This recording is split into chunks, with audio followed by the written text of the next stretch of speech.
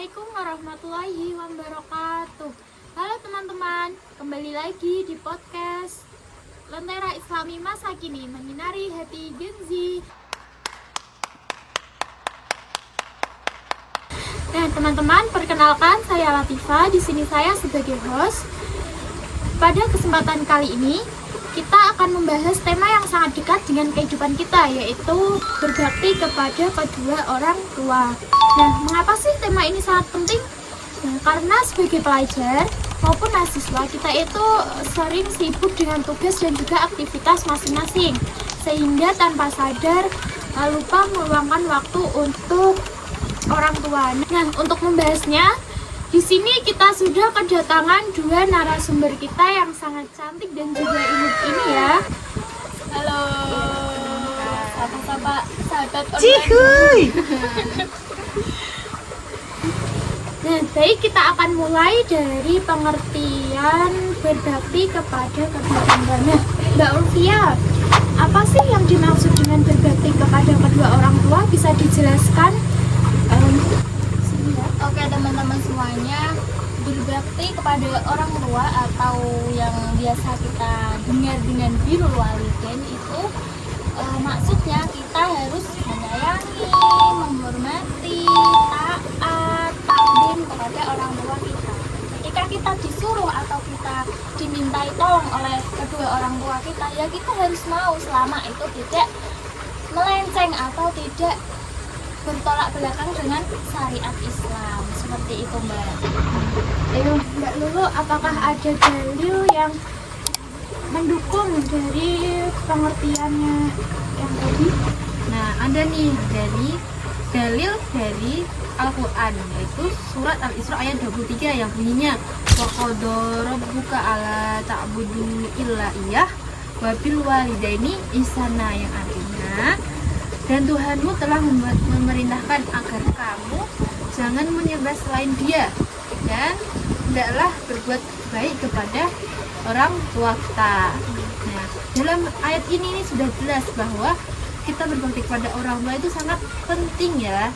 Nah, ada juga nih sabda dari Rasulullah Shallallahu Alaihi Wasallam yang bunyinya ridho Allah itu tergantung ridho orang tua dan murka Allah juga tergantung murka orang tua. Tuh.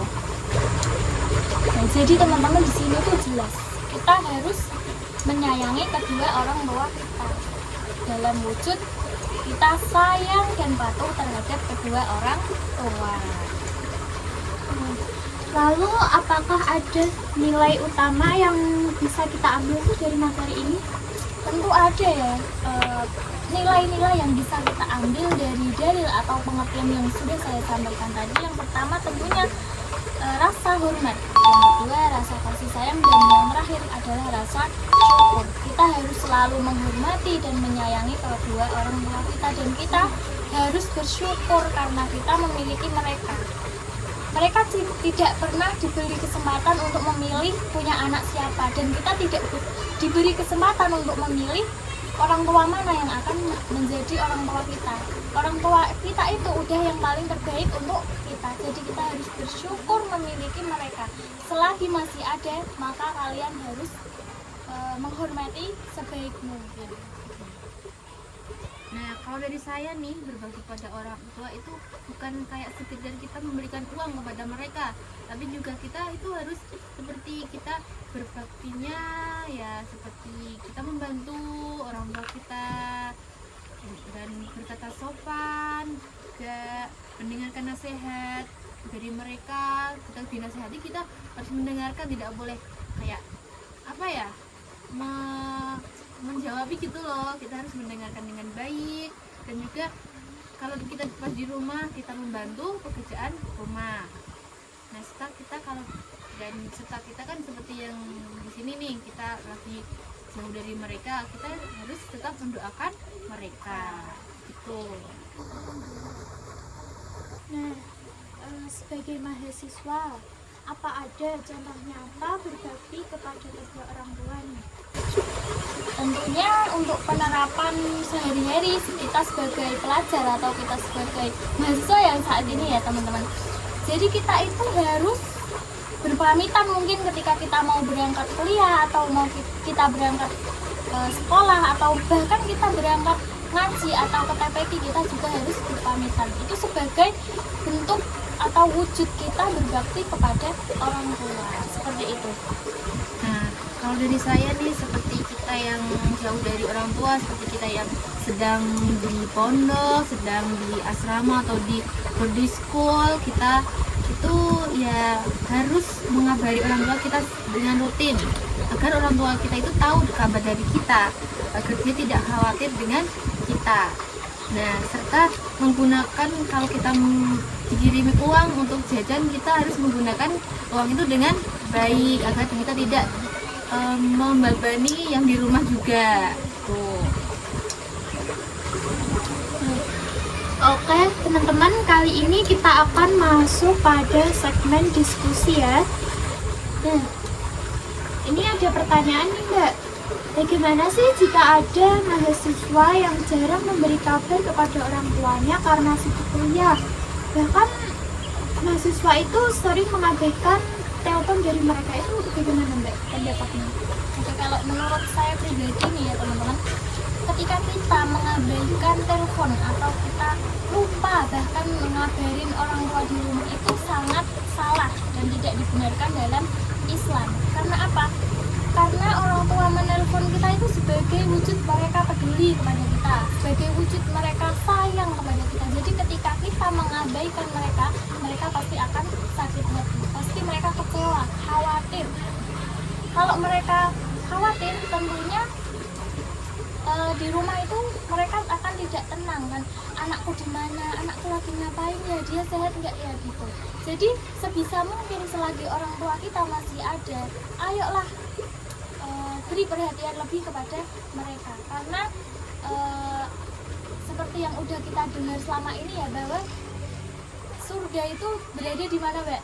Di telapak kaki ibu kan? Oke, jadi kita itu harus sayang kepada mereka selagi masih ada di bumi. Gitu.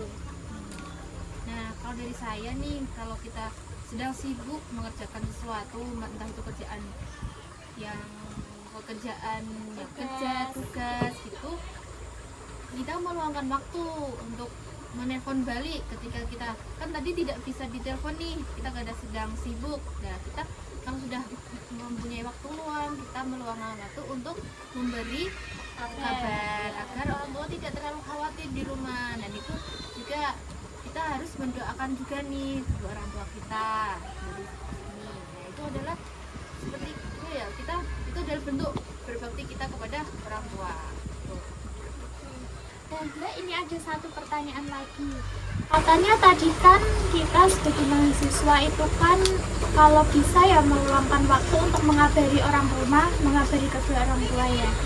Nah, kalau kita itu telepon kedua orang tua tapi cuma mau minta uang, itu gimana sih, Mbak? Pendapat kalian itu gimana sih? Mungkin ini akan dijawab oleh Mbak Dani aja ya. Oke. Kalau telepon cuma butuh uangnya aja itu umum sih ya, di kita juga seperti itu. Nah, tapi ketika kita awalnya terpaksa hanya males nelpon orang tua, tapi kan aku butuh uangnya, jadi aku harus tetap nelpon. Nah, itu juga sudah bentuk dari kita sayang kepada mereka. Ketika uang sudah masuk ke rekening kita, kita akan semangat belajar. Nah, dari belajar ini, dari kita berbuat baik, amal-amal yang kita lakukan itu akan mengalir kepada mereka. Itu juga adalah bentuk penghormatan, bentuk taat kita kepada orang tua. Tapi ya masa ya kita tega orang tua kita masih hidup, masih sehat, kenapa nggak kita gunakan waktu itu untuk lebih berbakti lagi kepada mereka, seperti itu. Coba kalian bayangkan jika orang tua kita sudah tidak ada, pasti kita akan sangat sedih. Kita tidak bisa mau nelpon gimana, kita kangen suaranya, kita kangen semuanya tentang mereka. Jadi sebisa mungkin ayolah bersama-sama kita berbakti kepada orang tua, seperti itu. Masya Allah, ternyata berbakti kepada kedua orang tua itu tidak harus dengan hal besar.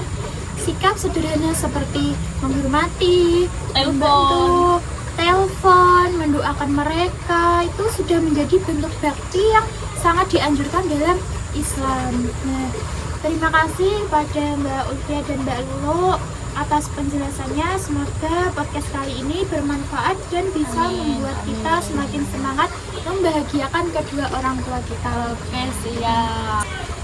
Sampai jumpa di podcast kita selanjutnya. Sebelum saya tutup, di sini kita punya jargon nih. Tentara Islam masa kini menyinari hati Gen Z. Wassalamualaikum warahmatullahi wabarakatuh. Oke, salim.